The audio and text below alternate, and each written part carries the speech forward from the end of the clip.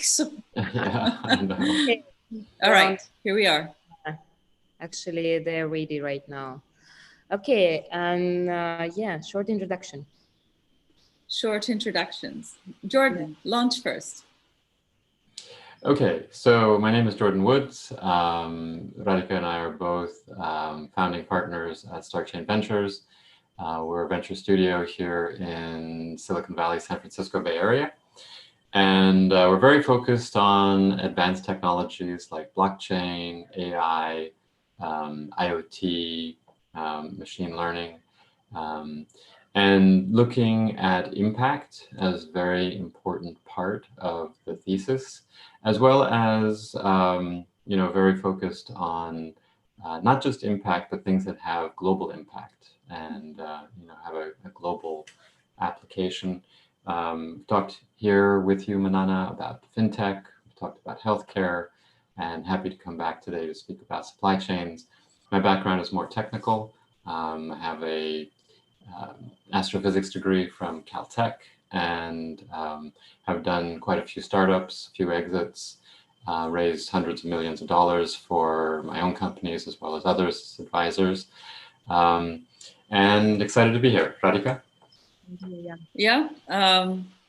Well, we've been at it for a while, and I think post publication of our book, there's the shameless plug that I'm going to do for our book, but that's Enterprise Blockchain Has Arrived, which was published end of last year. And we are now active on the speaking circuit, like with you, Manana, talking about all the different great applications for blockchain and how it's really transforming industries and sectors and accelerating a whole digitization and digital transformation in many sectors.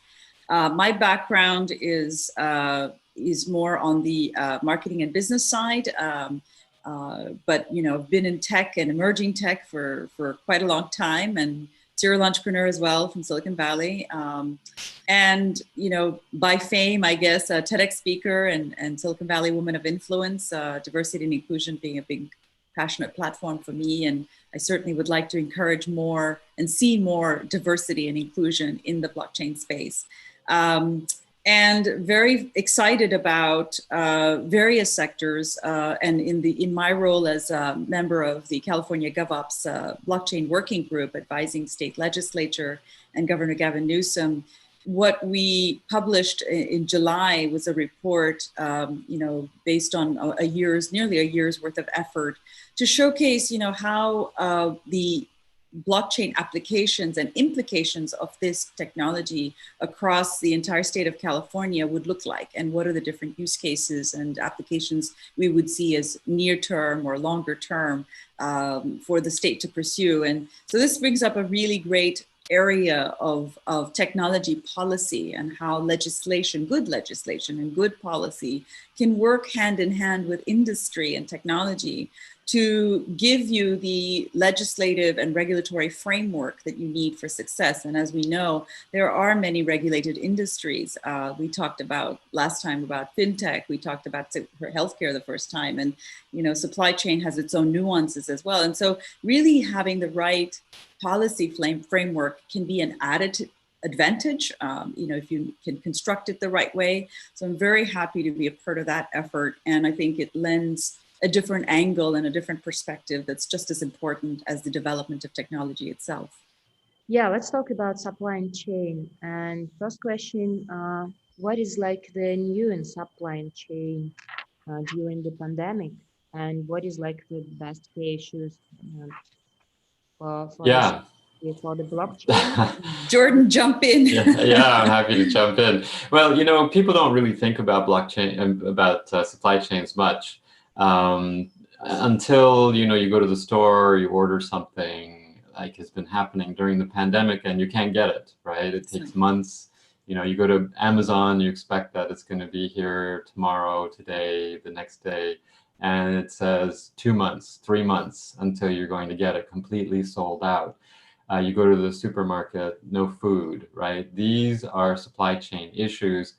Everything that we buy is going through a supply chain, right? You don't just get something that comes direct to you. It goes through multiple steps, might come from around the world.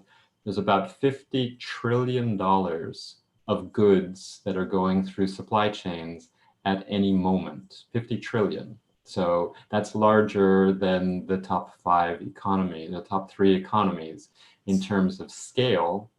And that's why you see trucks, planes, boats, containers, all those things are moving goods.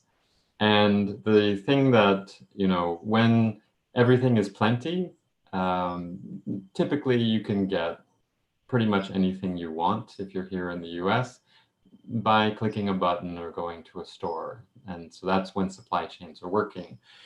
However, supply chains are on the edge all the time of being broken. And the reason is because supply chains, there's no visibility within the supply chain to a supplier.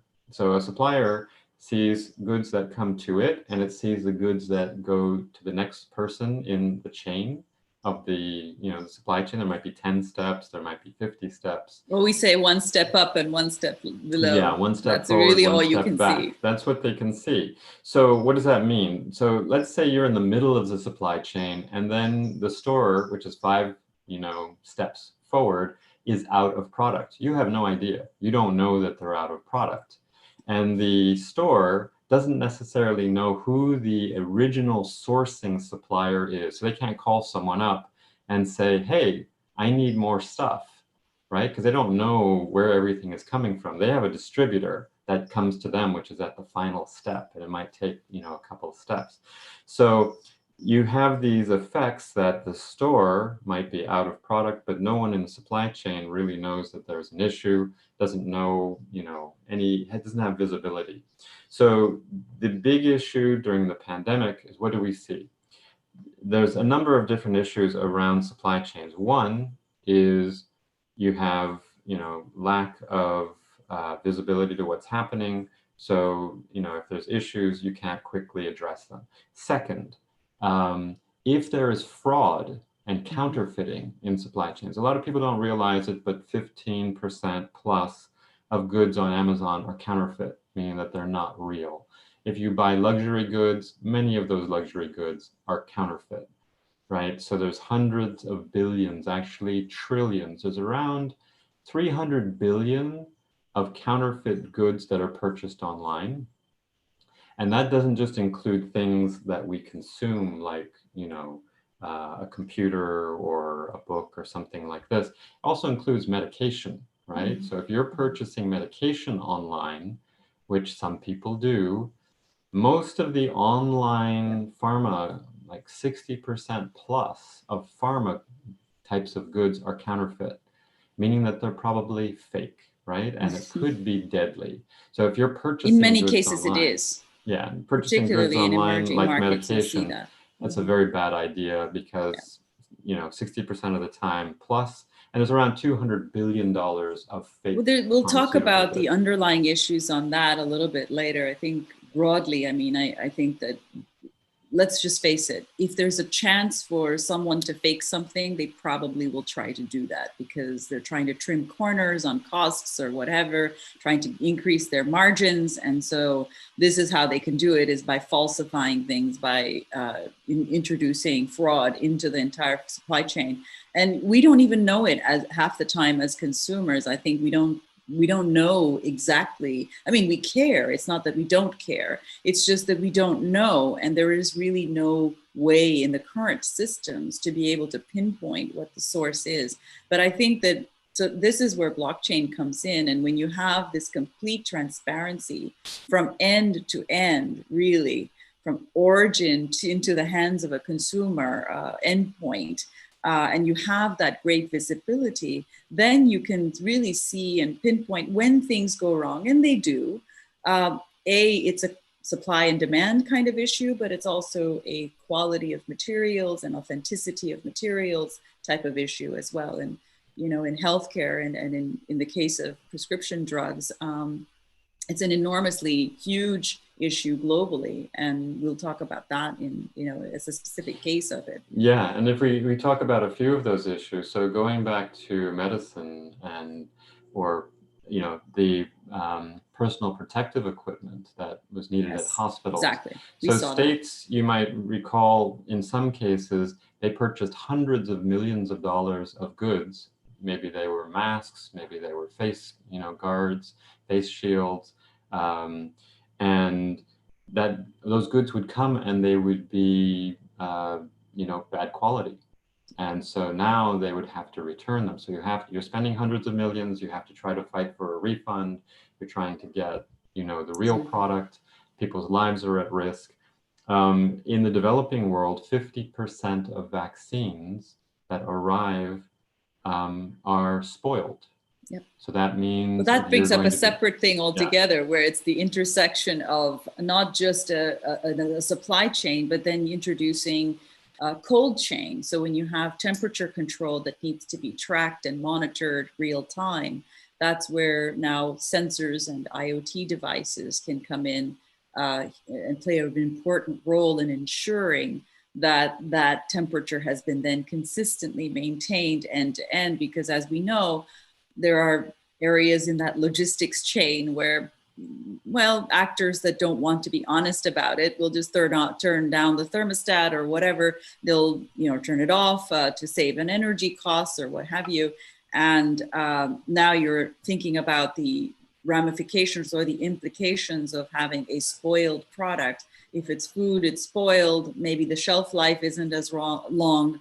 How many times have we bought strawberries at the store thinking they look perfect? We take it home and the very next day you have mold and you go, I just bought these, right? And so you don't think about spoilage, food spoilage along the way. And obviously that there are certain foods that are much more sensitive to temperature changes. But same thing for medicine. Like you said, Jorden, 50% of medicines often arrive spoiled. The medicines have gone rancid. And you're talking about a very different implication there. And 10 to 15% of food is thrown away. That is produced globally because of spoilage, which is an enormous amount. I mean, that can feed entire countries, and it's just spoiling, within the supply chain. One of the reasons for that, and we touched on this in the fintech area, is that within the supply chain, you can have inefficiencies, not just lack of visibility, but the companies, let's say we have this situation, all of a sudden a company gets a very large order because there's a mass shortage and now has to deliver. If it's a small company, it may not have the capital to pay for the goods, to pay for the transport, to pay for these types of things. Often these companies go and they try to get a loan, right? They say, oh, I have this huge contract. Can you give me a loan so that I can purchase these goods? Well, banks have learned the hard way that most of the time that small companies come to them, there's high risk, right? And so their risk departments will say in 1 out of 2 cases, 50%, no, you cannot get the money. And there's almost $10 trillion of goods that are locked in supply chains because the small companies that have these orders can't get loans to move them. They have the contract and they're trying to move the goods, but they don't have sufficient capital because many of them don't run with high profit margins, right? They have small profit margins. They're just trying to, many of them are, mom and pop type of small organizations, and they don't have, they try to go. Now there's a whole area of supply chain finance that is now being implemented by the largest banks in the world for what's called trade finance for supply chains. Because banks actually say, well, I could make a lot of money. If there's $10 trillion that's locked up, if I could unlock that, we could make a lot of money from the interest, but they don't know who to trust. So now if all of the different banks that are the banks for all of these small companies are on the supply chain, are on a blockchain, and they can, say, oh, yes, this has been a very good customer. We've done business with them for 15 years. We can get the documents, and that can all be shared openly across the different banks in the supply chain system, which is what's happening, as well as the large companies, which are the anchors. Now you have full visibility and the risk goes way down. And now these small companies can get the monies that, they're trying to get. scamming companies are going to be shut out, right? Because they won't have the proper relationships, the proper paperwork, and it can be a lot more efficient. And so, again, the largest banks in the world, mostly in Europe, are currently running supply chains that are doing significant amounts of business, and it's probably going to get much, much larger over the next few years. So supply chains, again, you know, they supply everything we purchase, everything we consume, everything we have, don't think about them, but yeah. they really are such an important part of our lives, everyday life. There's very few people who are self-sufficient. They grow everything themselves and they make all their own things, from, you know, going to a forest and cutting down the wood and doing things like what that. is like the new opportunities on the technology side? Well, we've been touching upon that, Manana, for, you know, obviously I think blockchain bringing transparency, traceability, auditability of information across an entire chain. I think that's hugely valuable. Not only does it bring efficiencies like what Jorden was talking about, we're also talking about preventing fraud from being introduced into the supply chains for the products that we're consuming.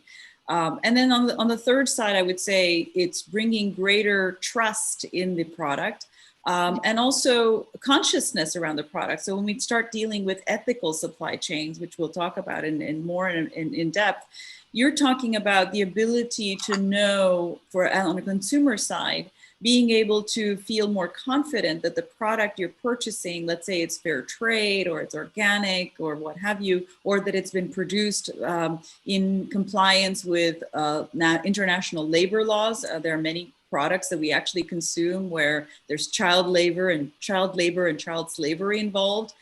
Chocolate, for example, is a good example of a product that many of us consume, and we don't really realize what goes into harvesting the cocoa beans or the cocoa pods, I guess that they're considered, and then how they process that. But what goes into the harvesting? And many of these farmers are not necessarily compliant with the international labor laws. So I think that, you know, it's a greater trust and transparency that is brought out by blockchain and from a data perspective, and knowing that the origin is what it is, what do you expect it to be.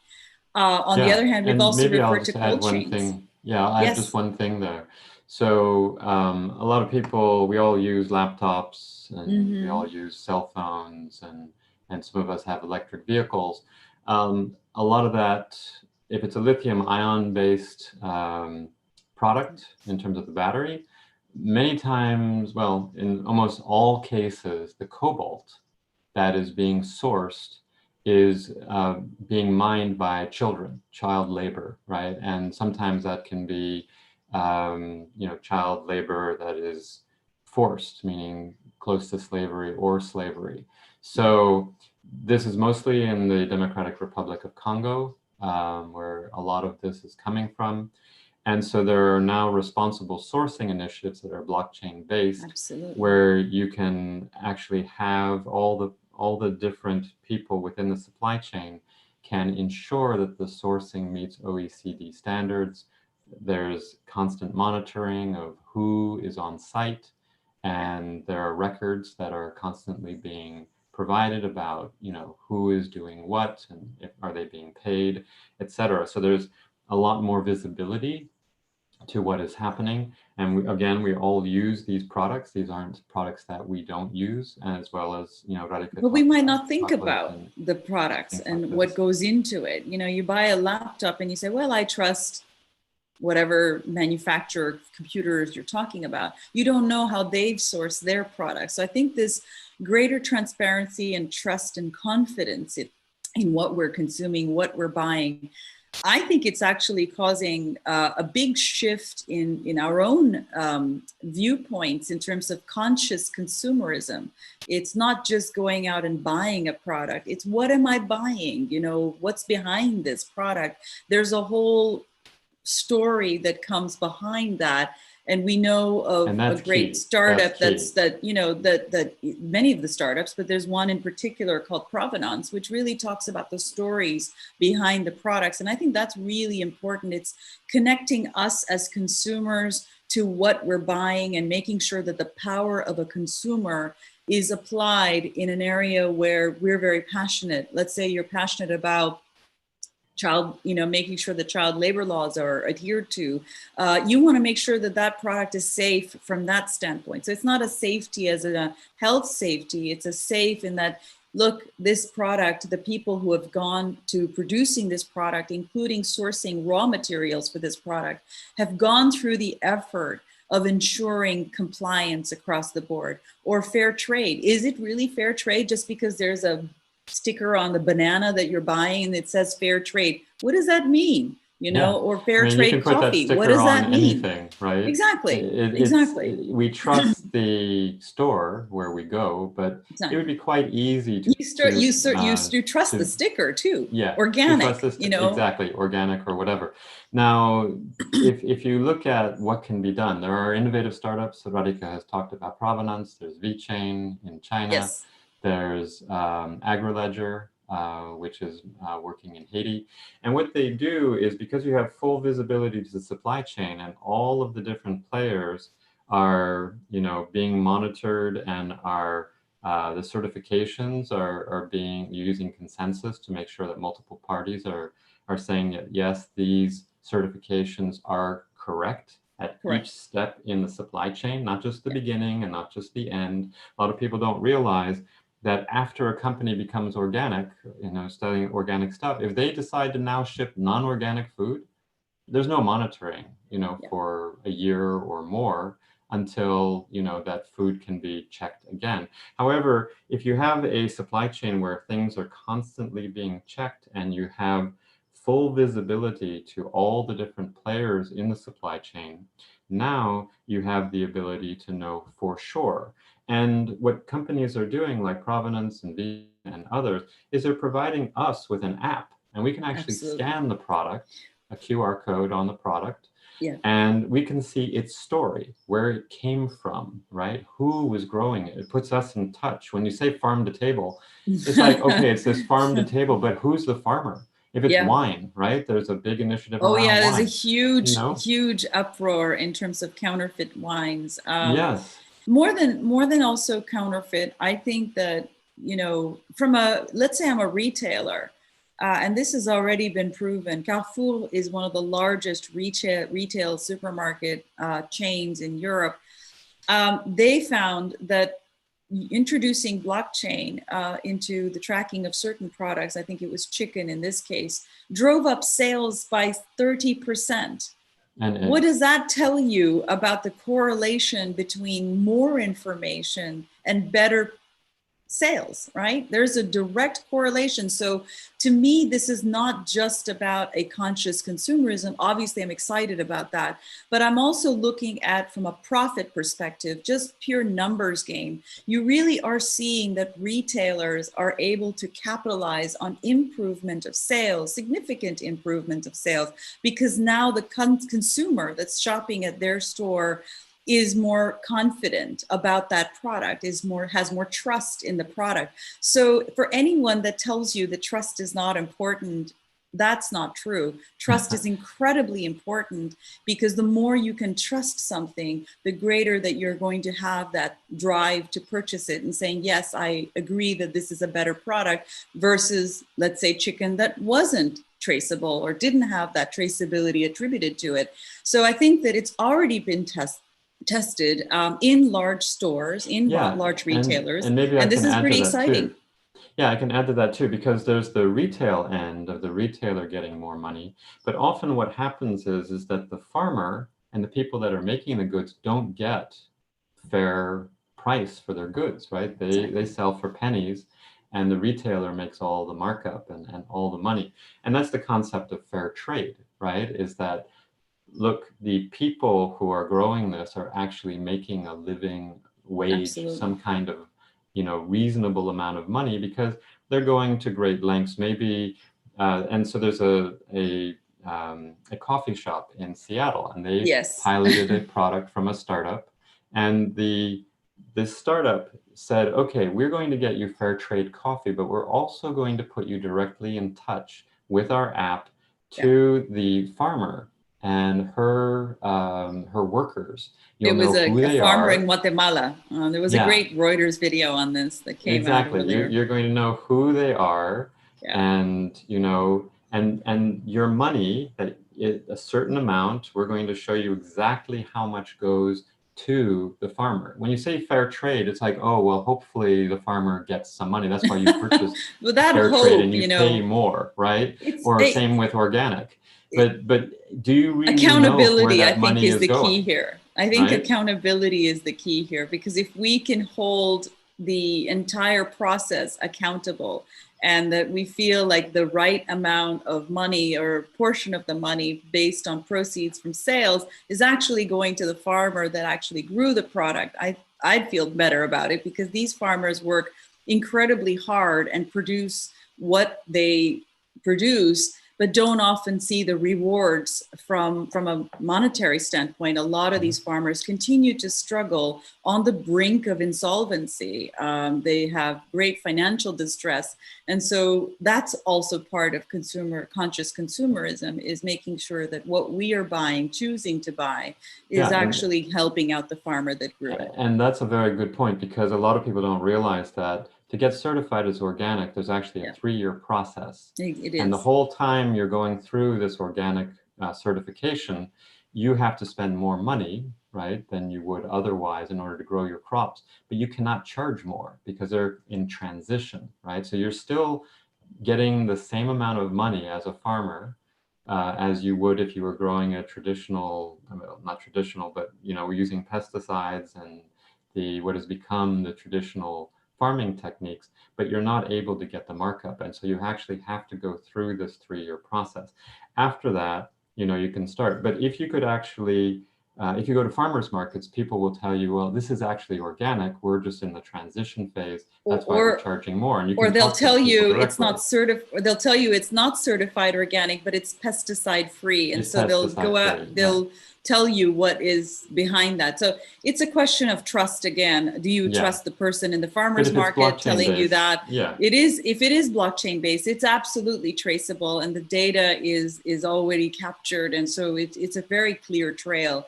And you can see that they're in that process, for example. Manana, you asked about other technologies, and I think, you know, we touched upon the cold chain as well, and that's where you're seeing really a powerful trifecta, right? We talk about the trifecta, Jordan, which is blockchain, IoT, and AI in the case of cold chains, where you're able to have sensors that are tracking that product through the logistics chain, so that when it arrives, you know that the temperature has been maintained. Or let's say it was, the product was sensitive to, I don't know, maybe the box was dropped or something happened, and you know, there was an accident of sorts or whatever, you wouldn't know exactly what happened on the crate, right? And so it's really tracking crates of food, for example, or crates of medicines, for example, really from end to end. And so it's bringing about greater accountability and greater transparency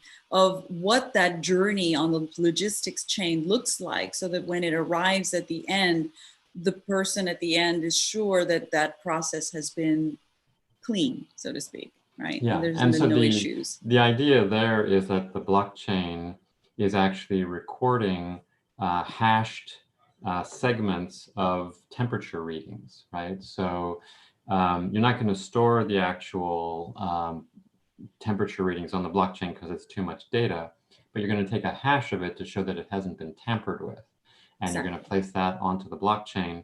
And then if you look at the temperature record and you see spikes, you can know that that's the reason that you had spoilage, for example. Because in terms of accountability, if you have 10 steps in a supply chain and food or medicine comes to the endpoint and it is not fresh, it's spoiled, you've lost a lot of money.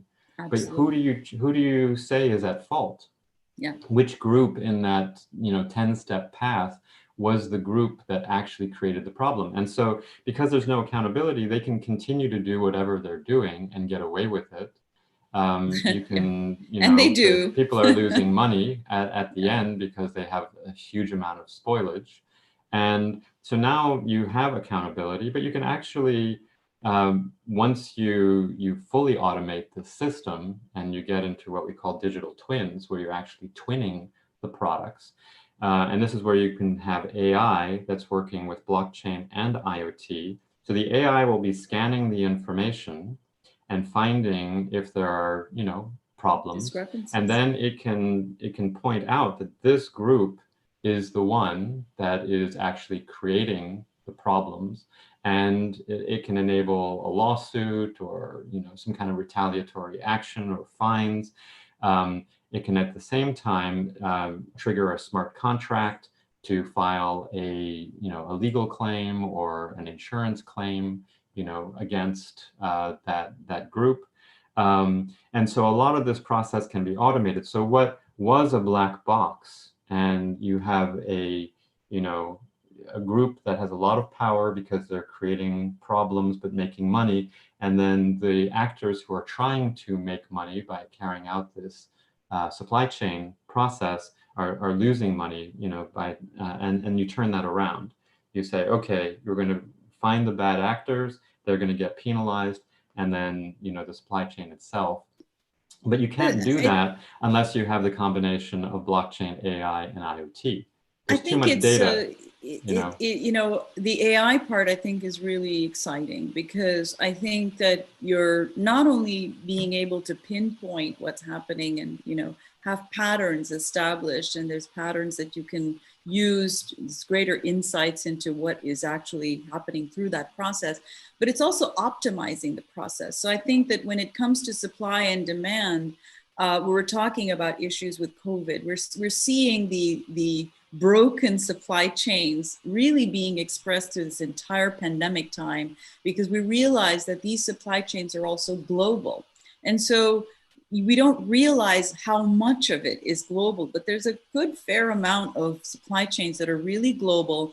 Anything that we're sourcing has a global component to it. And so when you start seeing cross-border transactions like this, and you have to ensure traceability across those chains on a global basis, I think that AI can be very helpful in terms of optimizing the process. And so maybe there are preferred routes that you can take for certain processes or for certain products to ensure that that product arrives at its destination unspoiled. So in the case of short shelf life products, like certain types of produce, we talked about strawberries, for example, if they had the ability, if the strawberry grower, let's say, has the visibility to say, wow, these strawberries that are just peak ripeness, they were just picked. And so it wouldn't make much sense for us to ship this to a faraway place, because we know that the transit time itself can cost the shelf life. So when it actually arrives at this faraway place,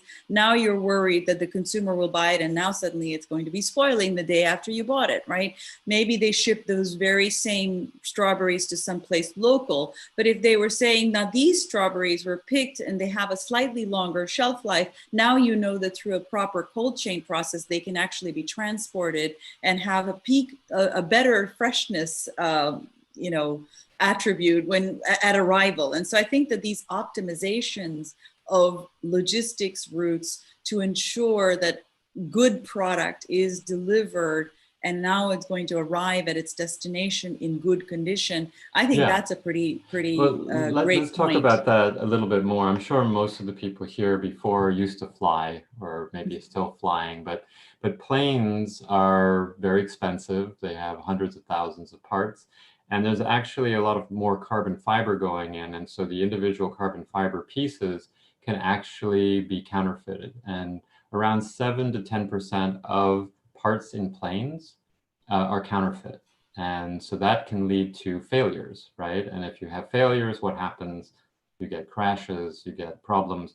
This also happens with rockets, and rockets have, unfortunately, there was a lawsuit a couple of years ago where a company was fined hundreds of millions of dollars for supplying counterfeit rocket parts that scuttled billion-dollar, satellites and things like this. So what do you do? Well, there's a company, we have it in our book, it's called Veritex, and a lot of people don't realize that when you're flying, you want to make sure, the reason that, when there's like a small issue, like maybe a seat rest, or it gets broken on a plane, or maybe the light in the bathroom goes out or something like this, they'll ground the plane, right? And you'll be sitting there on the runway or at the gate, and there's this system of checks, right, that people have to go through, because people take it very seriously, right? If there's some problem with the plane, you're putting hundreds of people's lives at risk, right? So, but let's say that, the plane, they say, okay, it's just an armrest, it's not going to stop the plane from functioning and getting to the next destination. But that plane in many cases will be grounded from 60 to 90 days. So that's 60 to 90 days. And why is it grounded for 60 to 90 days? Because the airline can't get the part. So if you actually have a blockchain, and the reason is because there's only a few trusted groups that can send the part. Even so, some can be counterfeit. But Veritex, what they do is they enable a trusted player as part of a blockchain ecosystem to 3D print a part, and that blueprint goes through the blockchain. So that becomes the, usually these blueprints are only held with specific suppliers. Sure. However, if you can 3D print and you have a process that is going to create a genuine part, why not, right? Because now, and they've shown in quite a few cases that they can reduce the time for that plane being on the ground from 60 to 90 days to 24 to 48 hours, right? It's so that's pretty remarkable. That's millions and millions of dollars of savings. Any airline would want that. Right? And, now you're broadening the base of who can be a part supplier, and you can also ensure that the part is genuine, right? Because it's going through a blockchain ecosystem with its inherent checks and balances. So this is a combination of, blockchain, IoT, as well as, 3D printing. You may have AI, in the future. So, there's, so we have a question. In terms of, I guess for railroads, I suppose this could also be used for railroads. If it's been done for airlines, for airplanes, why not for, and exactly. it comes down to, is there a significant, can money be made? Can money be saved, right? If there is that kind of situation like you have with airlines, where they're losing, say, $5 or $10 million from that plane being grounded, and now they can be back in the air, quite rapidly. Now they'll pay potentially a few $100,000 for a software infrastructure and the associated blockchain consortium. I know Honeywell is doing something similar. Lisa Butters has spoken, at quite a few conferences about how they are using a blockchain-based system for their airline and airplane parts for the aerospace industry. So this is becoming, more common.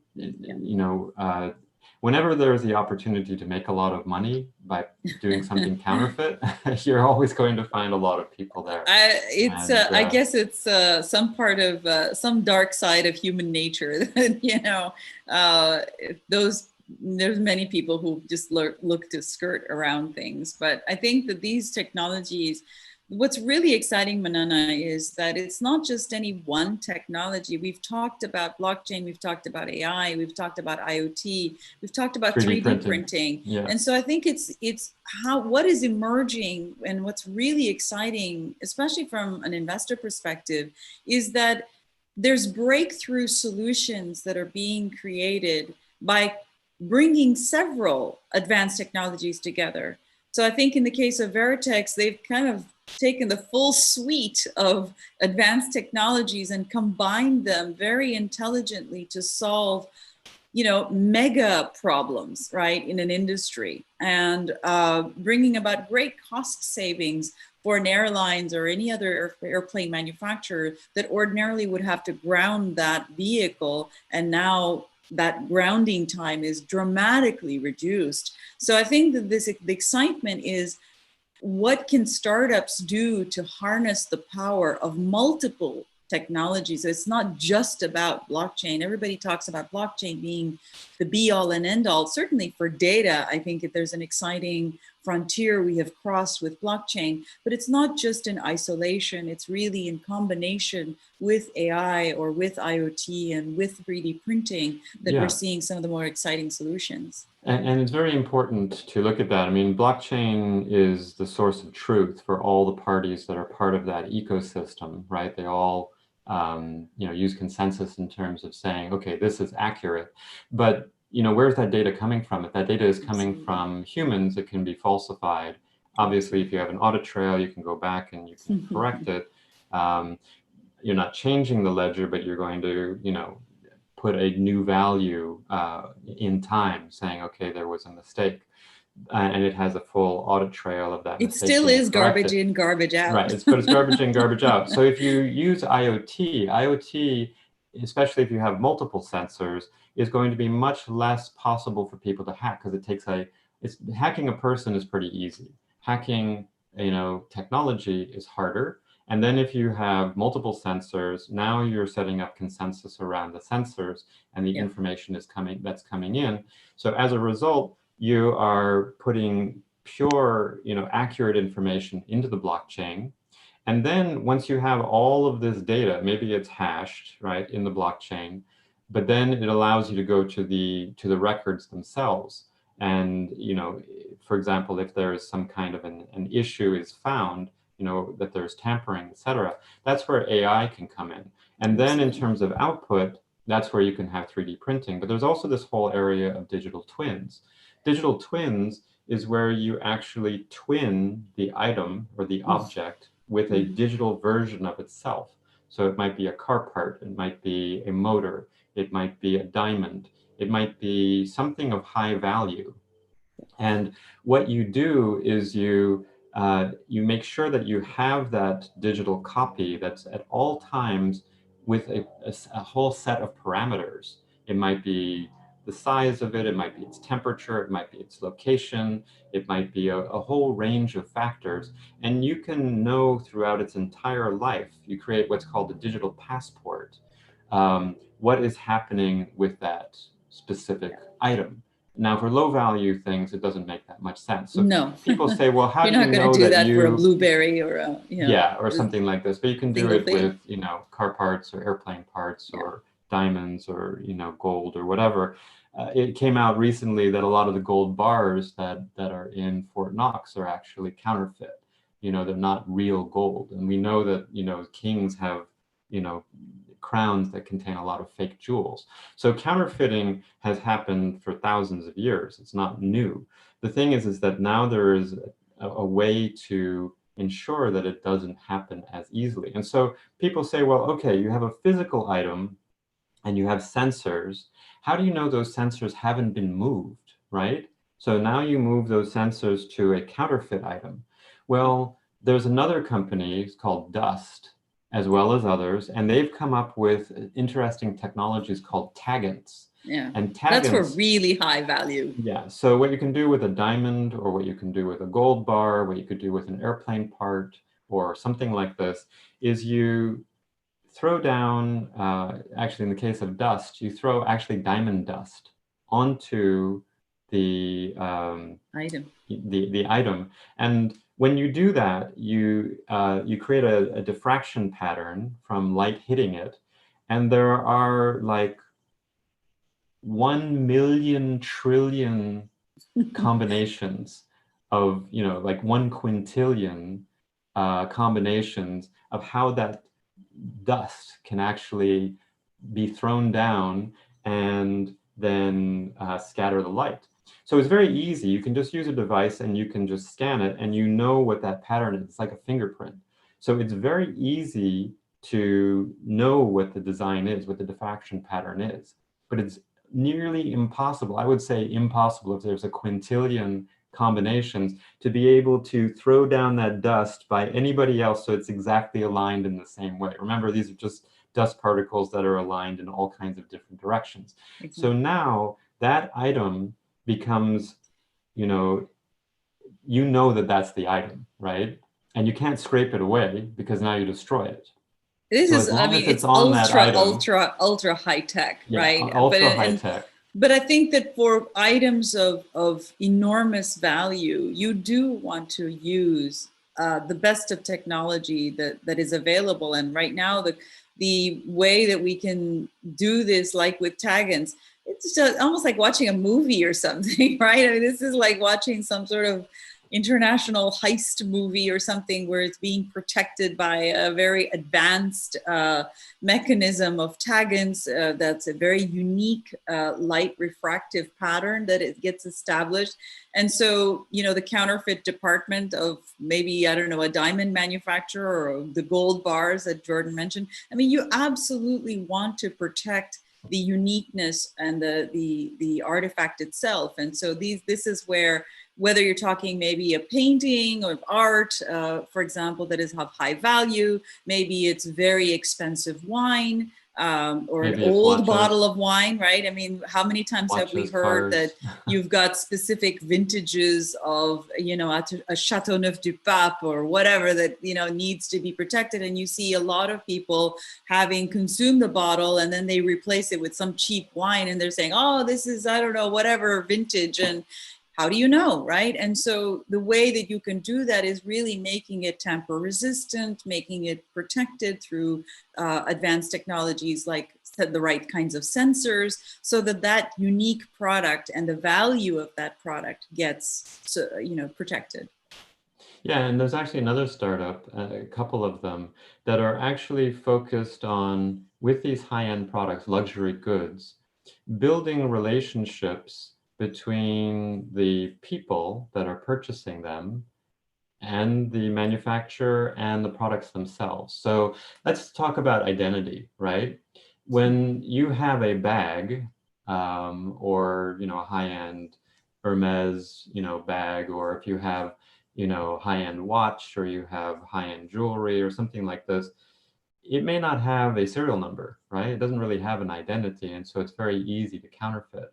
However, you can use you know, different types of technologies like we've been talking about, and you can provide it with a blockchain-based identity, right? And there's different ways of setting up the identity, but once you do that, you can now provide a wallet and a digital twin to the owner, and that owner now actually can see all of their items within their wallet, just like a Bitcoin or an Ethereum or something like this. But it's all of those unique items that you own, right? It's your assets, and they have a unique identity in your wallet. You can resell them, right? And you have the certificates and all of that information that's in your wallet. And so this gives a different relationship. You can also learn about its history. You can learn about its provenance, who owned it before you.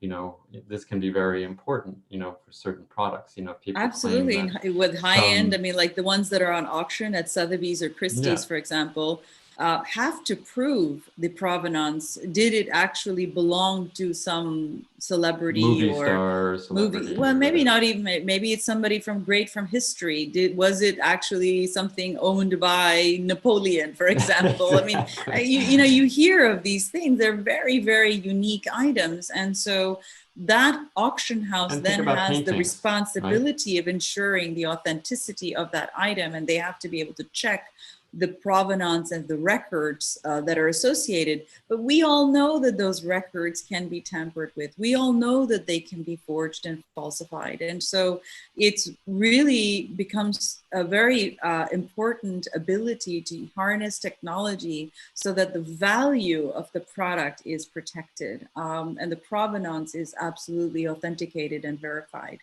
Also, people do, you know, when they have forgeries or counterfeit products, they might try to go back to the manufacturer and, you know, try to get a warranty, or, you know, try to get something fixed when it's actually a counterfeit product. But, you know, sometimes these counterfeits are so good, people don't even know.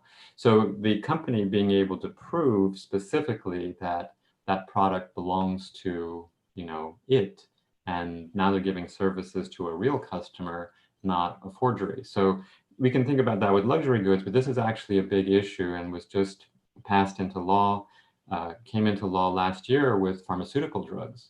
So it used to be that if you had a pharmaceutical drug, you could just go back to the manufacturer and they would look at the box or whatever and say, okay, it looks like we made it, and they would provide you with a refund, right? You could say it's unopened or only a certain amount was used.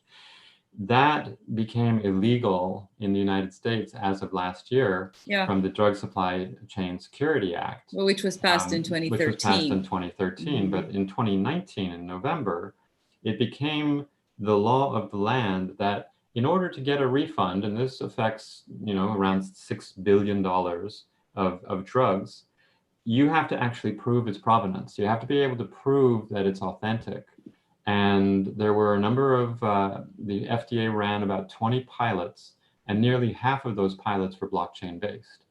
And all the companies, including MetaLedger and IBM, and KPMG and Walmart, all said that, blockchain was the best technology for doing. That was one of the major conclusions out of that whole process. And I mean, this is, again, when we're talking, we alluded to the power of legislation and good policy. I think this is where we're seeing that relationship being so important, because if everybody looks to the FDA and saying the FDA has to authorize vaccines or new prescription drugs or whatever it is, or like in this case, upholding the whole refund process and how that works. To me, that's really exciting, because now you're seeing a regulatory body like FDA really being able to partner with companies and private industry. So you're really seeing public-private sort of partnerships that are forged to protect the safety of the consumer. And that's really what the role of that regulatory body is to begin with, is to protect the safety of the consumer. So I think that, we're really seeing some exciting frontiers in supply chains and what that really means to know the origin and source of a product, to be able to prove transparently with a high degree of trust and reliability that this product is what it says it is. Yeah, and just one more example is IBM Food Trust, right? Which, is all about food and trusting it. But what does that mean exactly? Well, there are food scares, right? We've all experienced them, and they seem to be happening more often, where, you're told that lettuce or, romaine lettuce or turkey or beef or, fruit or spinach, don't purchase it at the store, right? Because there's some kind of contamination, or a particular restaurant, has contaminated food, so don't go to that restaurant. And what a lot of people don't realize is that the direct effects of this food scare, because nobody knows where the food came from in a short period of time, it can take a week or more, and people are like, I want to know now. And so what happens is all that food is pulled from the shelves, or it's stopped in the supply chains, and often it's burned, but it probably only a very small fraction is actually contaminated. But the damage is over $100 million, and it can lead to bankruptcies of the companies in the supply chain, to the farmers, to a lot of different groups get badly impacted by this food scare. Well, typically what they do is, when there's a food scare, they'll pull all the product off the shelves because they can't do it fast enough. And so because it takes so long in traditional methods to pinpoint where that contamination source was, they're going to pull all the produce. So in the case of romaine lettuce that we've seen, or spinach with E. coli that was an outbreak, they're going to pull all the spinach off the shelves, or all the romaine lettuce off the shelf. So what do you do as a farmer if you've had good product and you're legitimately growing something and there's nothing wrong with the product? Now you're being penalized because your product is also being pulled off the shelves, just because there is a big, nationwide food scare, for example, going on. If you remember last year around Thanksgiving, there was a food scare, but very rapidly it was the farms where the they pinpointed it to two farms in Salinas, and it didn't affect everything else. And that was actually using a blockchain-based system. Well, which here's is the the idea of beauty. food trust. And this is again how exciting this is. Frank Yanis, who is at FDA, who came out of Walmart, and he was very integrally involved with the launch of blockchain-based systems at Walmart with their leafy green suppliers. He's now at the FDA. He's championing and accelerating the use of this technology because he understands firsthand the power of blockchain to be able to bring greater transparency and trust, and being able to pinpoint things much, much, much faster. And so it's now saving the livelihoods of many, many farmers across the nation to know that their product is going to be traceable. And that's a good thing, because when things do go bad, only the farms that have a contamination problem can be shut down until that's contained. But all the other farmers that have good product don't have to be penalized, as Jordan pointed out. So I think and this there is may a great be like partnership that's 1,000 coming farms about. and only 2 are shut down. So Exactly. it can save hundreds of millions of dollars, and also it can give people more trust in the food system. Absolutely. Right, so you're not always worried that oh, what's going to be the next thing that's going to.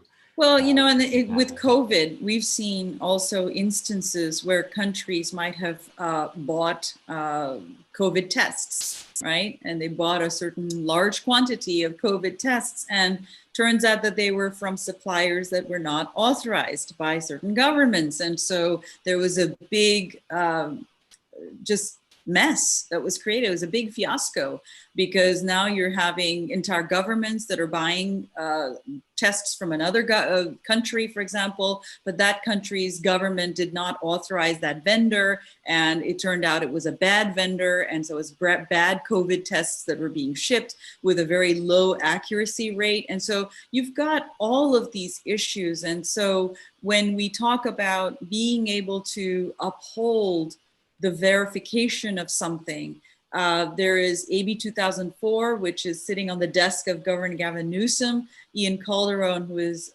California State Assembly leader, was one of the visionaries and creators of this new bill of verifiable credentials. So it's now telling you that the documents that are being attributed to a particular, whether it's a test, a COVID test, or whether it's a document of some sort, is actually verifiable. And that verification has to be secured with blockchain. And so I think that that's pretty exciting when you were starting to see legislation already in the works coming about, because people realize that the verification and authentication process needs to be supported and protected. And that's where blockchain comes in. Yeah, and then you can have identity with the products. Oh, yeah, absolutely. And, so there's a huge area of growth. I mean, the system of our supply chains hasn't changed much. Not at all. In the last, it's been pretty antiquated. 500 years. Yeah. Right? So now there's this opportunity to really take it into the 21st century and make it far more efficient, far more transparent, and give us, the relationship with the people that are, the farmers or the manufacturers, and they with us, and we can own products in a true way. I mean, you have some high-end product and you have some little paper certificate that says that it's it's real. It's real. What is opportunities for the investors? Yeah, well, there's all of the above, right? that we've been discussing. I think the confluence of advanced technologies. Strategy. What is our next steps? Well, I mean, for example, things that we've been talking about, where you have, like in aircraft parts, very high-end parts, there's a huge upside here, because as an investor, what are you looking for? You're looking for growth potential, you're looking for upside, you're looking to say, what can this market, demand for this kind of a product be? And what can you as an investor have as a return on your investment, because you know that this company is going to do well. That's the bet you're placing. So you want to pick areas which are high growth. all of the areas we've been talking about, whether it's food safety, whether it's pharmaceutical safety, whether it's aircraft parts or maybe even railroad parts like the other gentleman asked about, all of these areas, you have to think about, well, A, is there appetite and demand for this product, whatever that is? So even in the case of aircraft parts, we know that there's a huge demand. We know what the upside is because you're talking about the savings of a vehicle being grounded traditionally for 60 to 90 days, because that's how long it's going to take to produce a replacement part that's on the vehicle, versus say 48 hours max. You know, that's a huge, I mean, it's very clear what that upside is going to be. So that kind of a very clear upside equation, I think, is really what we're looking at. Yeah, so if you think about what's exciting, yeah, I mean, I think all of the areas that we've been discussing, I think are very exciting areas. There are startups that are working across the supply chain, like this one that we've mentioned. There's others that are providing the taggants, right? Absolutely. So they're saying very we're exciting. providing just the taggants. Some are providing, you know, the hardware that is blockchain ready, right? So you can, if it's say it's an IoT device, and you know, maybe for measuring temperature and position, it's very highly accurate, but it's blockchain aware, so it can actually, you know, hash the data and put it onto a particular blockchain. So you have cold chain type startups.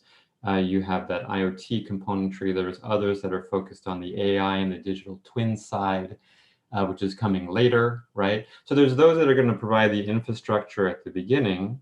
You know, the blockchain-based systems and the IoT are going to start first. And what a lot of people don't realize is many of the IoT companies, I think it's close to 90%, are actually already integrating with blockchain solutions. So, you know, IoT and blockchain are very tightly coupled, and then AI is going to come after that. So I think, you know, the key point from an investor standpoint, I think because these areas are so highly technical, we're going to have to think on those technical terms, making sure that the technology that they have behind their solutions is what they claim it to be. So I think that there is that verification and due diligence that is going to be very, very important. And this is kind of why we're excited about this space. And even with the venture studio that we have, and what we're doing is really making sure that the companies that we're working with or that we're creating ourselves are going to have the robust technology to support all of the claims that are behind it, right? Yeah, and another to me, in that's this area, important. So there's medicine, there's MetaLedger and others. MetaLedger raised 16 million Series A. They're very focused on the whole DSCSA-based supply chain for pharmaceuticals, which is, again, you know, you're talking $1 trillion industry, so it has huge upside. There's a lot of different players in that, just that drug supply chain. You have others that are in the food supply chain, like AgriLedger, and you know what they're doing is they're making sure that the certifications are accurate and correct and trusted, so that, you know, farmers that are bringing their product to market can actually gain access to new markets. So a lot of Haitian farmers, for example, weren't able to sell into the US because they couldn't undeniably certify, you know, the approaches and the techniques that they were using to grow the food, as well as its provenance. And that's changing, right? So now they can start selling into a here's the beauty of that is there's yet another feel good moment, is that a lot of these projects are impact oriented.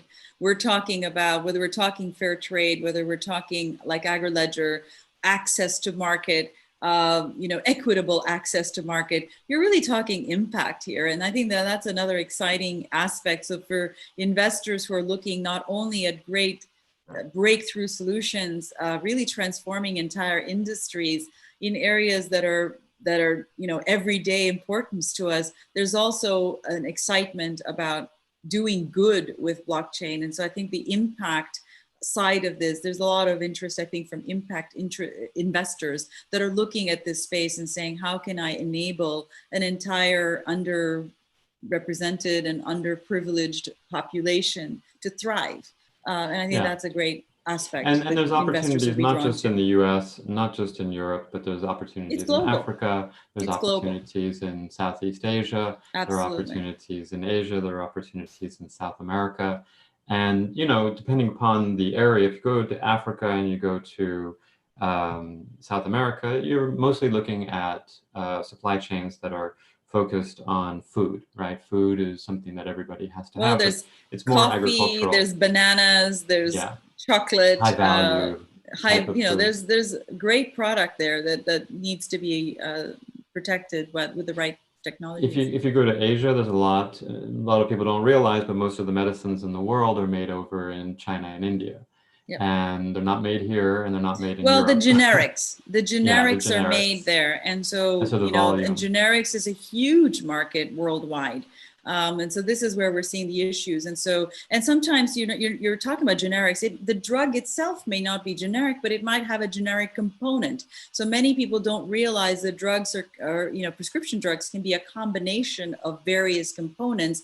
And if one or two or more of those components that are generic are wrongfully sourced, now you're talking about a product that is not viable because its components are falsified. And VeChain is actually quite active. Their VeChain is also did an ICO, and so it's, you know, it trades on exchanges, but they're constantly coming out with news about the work that they're doing. They have something called Foodgate. The CEO is visionary. Yeah, Sunny Liu. I really like him a lot. I think he's very, very thoughtful and intelligent about the way he's approaching the issue, the problems that he's tackling. You know, when I say he, it's the company.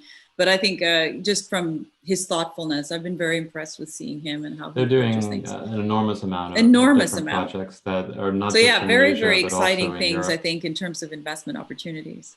Yeah, so there's so many different investment opportunities. It comes down to the investor saying, well, what do I care about? Do I care about, you know, child labor? Do I care about, you know, food safety? Do I care about, you know, what on the impact side? And you know, what kind of impact am I wanting? Small farmers? Do I want, you know, the drug supply chain? Are you interested in luxury goods? Are you interested in airplane parts? You know, what is the area Pretty of focus? wide range here. You know, Everledger. You know, I think there's something area. for everyone especially in this area. There is something for everyone. There's, again, all goods in the world are moving through supply chain. So do you have more of a fintech focus? So you want to do trade finance? You know, so there are so many different opportunities, and they're all either multi-billion or multi-trillion, you know, kinds of opportunities. These are not small.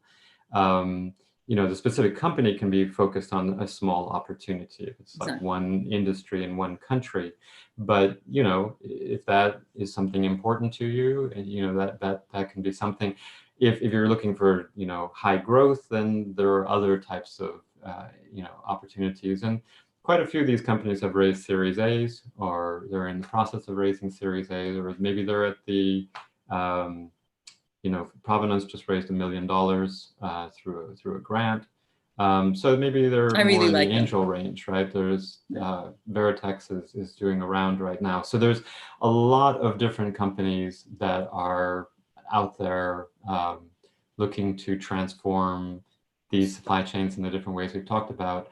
So, you know, as an investor, find your passion. Yeah. And, you know, if you want to contact us and say, oh, I'm really passionate about this, what startup do I look at? You know, we can direct you.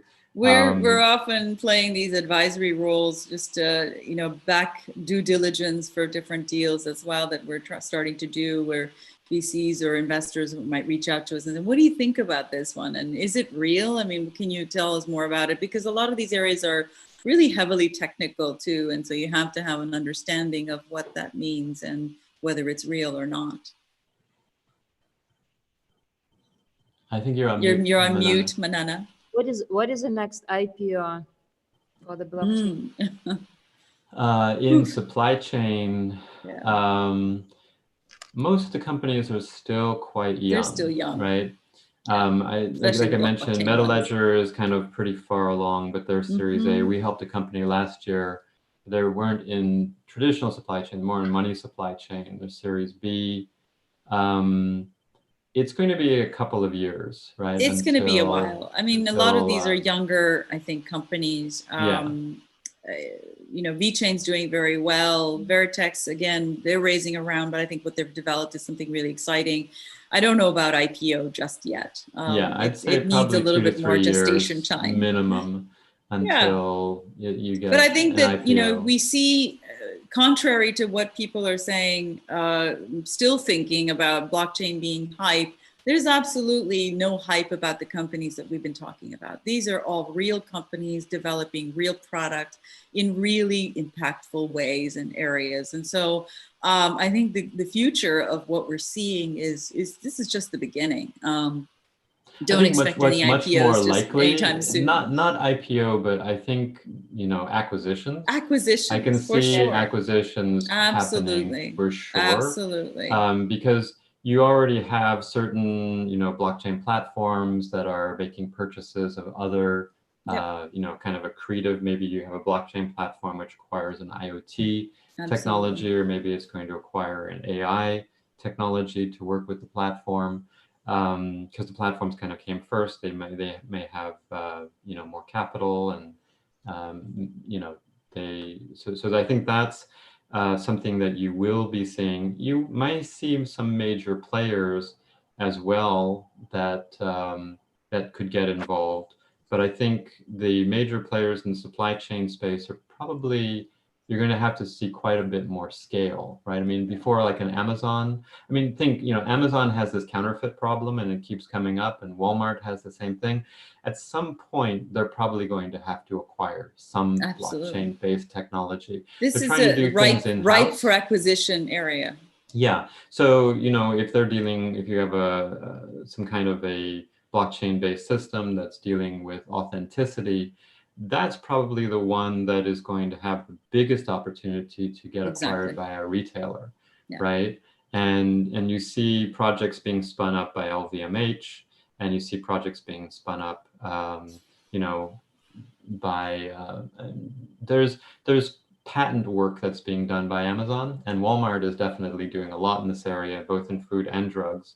So it's on their radar, right? It's on their radar, and that could happen maybe in the next couple of years, where they just say, okay, this startup is doing more than what we can build in-house, and we're going to acquire them. And the first ones are probably going to be in the 50 to 100 million range, kind of a thing.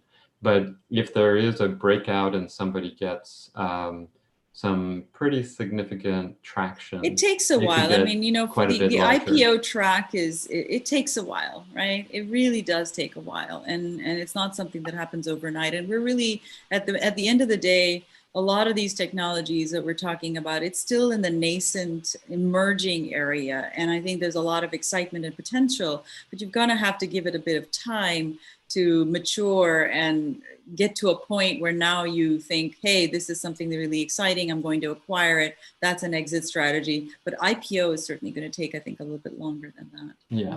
Me personally. But I think these large companies, I think we've run out of time for today. I've got to go, actually. I've got to run. But this was really fun, Manana. It was a lot of fun, and this is an exciting area, Manana. Yeah. But this is like the opportunities for the investors. Absolutely. Profits. Yes. Yeah. Well, the profit, I think MetaLedger will go profitable quite soon, because they're working with all the players in the pharma. No, they've done really well. And then there's a PharmaLedger, right? Yeah. Though that's more of a government. That's more of a government. Then it's a consortium too. What's the one in London that you were talking about, Radhika, that's dealing with the pharma supply chain? Pharma Trust. Yeah. Pharma Trust, right? That's Pharma Trust. I like them a lot. I think that they're doing some really good work. Haven't heard anything lately. I know they were pretty active. I should look them up and see what they're up to lately. But yeah, I like what Raja is doing. I mean, I think there's a lot of excitement. What about the one in Africa that you were working with that was on the panel in Africa, in Kenya? Radhika. Oh, you mean Twiga? Twiga, yeah, Twiga. Peter. They raised what, like 30 million, I think, already. Yeah, I mean, they're doing enormously. They're looking at changing the entire food distribution system in East Africa, starting with Kenya. It's really, really great. And I think Peter is approaching it in a very sensible way. And at least that's the way he comes across when you talk to him. So yeah, I think, again, very exciting startups that are doing impactful things across the globe. So the opportunity for investors, I think, where do you not look? I think there's so much out there. It's picking the winners, certainly picking the more serious startups, of course, and that are in an area that is high growth and high value and high profit. What is the best acceleration or acceleration programs for the blockchain startups, for the supply chain startups? There really aren't any yet. There aren't any There really specifically. aren't any Last question specifically about yet. about legal frameworks. Yeah, you mean for acceleration? Yeah, for the regulatory frameworks. I don't know of any specific program that's really bringing that together. I mean, the FDA had a pilot program. The FDA had a pilot program, and they were definitely, I think, the closest that we can come to that in terms of a legal framework, et cetera, and a regulatory framework was that partnership between FDA running this pilot program. And there were, as Jorden pointed out, 20 of them that participated, but and about 8 were blockchain-based. Yeah, about 8 were blockchain-based. And I think the conclusions were very, very exciting. That blockchain is definitely keep in mind with MetaLedger has heavyweights like Walmart, they do. Walgreens, it has McKesson. Yeah. They were early to the market. Amerisource. They built it. They've been involved in the different consortia, right? And so I think in their work in consortia and really running the technology platform aspect of that consortium, I think that's been very good experience for them. They've learned a lot through that. And I think that they've come out much stronger through that whole experience. Yeah, so I mean, the players in these consortia. But I don't know of any acceleration program per se. But there's, in terms of acceleration programs, I'm not aware of any at this point. I mean, that's something that probably is needed. Not specifically for supply chain. With the whole enterprise area, it has such high growth. Yeah, maybe for the smart cities, maybe for the healthcare. I think that I think healthcare would be my big bet. There's so much happening and so much that needs to happen. Fintech is another one. There's the reason why we tend to focus on these really big, the hot 3 that we've been talking about. We started with healthcare, we did fintech, now we talked about supply chains today. We're really talking about these big 3 sectors where the potential is that big. And I think that's one reason we focused a lot of our book on these particular sectors is we saw the breadth of opportunities that were there. And we talk about all these different groups. We can talk about it. And the next session that we'll do, maybe we'll talk about the energy sector, because I think that there's a lot happening there. Yeah, but it's a little bit different. And so we'll do that next time. But I think we're running out of time. I know I have to jump off, unfortunately, Manana, but this has been fabulous always. Thank you guys for this time, and see you in October. Let's talk about the green energy, what's going on. Fantastic. Another great area. For the blockchain and for the next, I don't know, next technology as well. Beautiful. Sounds wonderful. Perfect. What is the best strategy for the investors? Yep, we'll definitely talk about it. We'll address it. Yeah. Thank you, Manana. Always good to see you. Bye-bye. Bye. Be careful in San Francisco. Yes. All right. See you.